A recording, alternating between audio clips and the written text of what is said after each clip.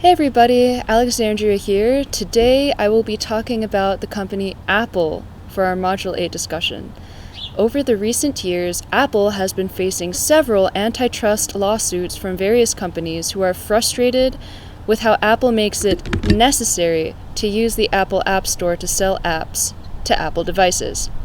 This creates a monopoly where Apple is able to say, hike app prices, or make it so that you can only get certain apps on Apple products, and not on an Android-powered one.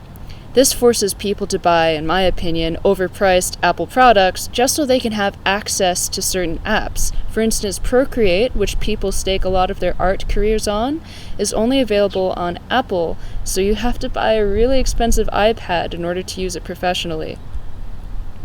So how was this message, this organizational change delivered, and whether or not that method is effective? So, understandably, Apple doesn't want any of these antitrust lawsuits to be on anyone's front page. And I've had a very difficult time finding Apple's statement on these issues, on all these antitrust allegations. But it's been super easy finding out what they have to say on the Ukraine war, for instance. They're against it, big surprise, but we're not hearing much about the antitrust allegations. So the Apple is not communicating in a clear or comprehensive way, and this leaves many of us who are curious, like me, wanting more clarity, more information. So in my opinion, the lack of communication is a failure of communication. I assume what communication they are having is from business to business, company to company, but it's certainly not from company, Apple, to their clients, not with the public. So real life application. How would I communicate an organizational change?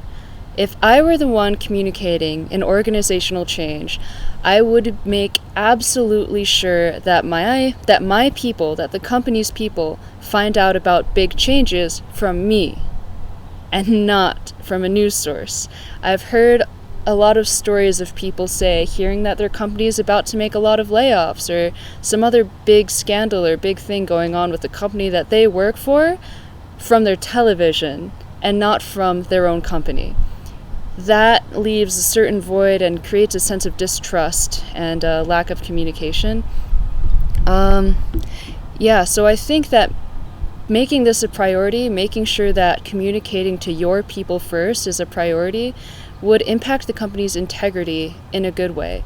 So being perceived as honest, even if it means delivering bad or shameful news, is better than lying or delivering half-truths, which I still consider lying. So thank you very much, and I can't wait to talk to you more.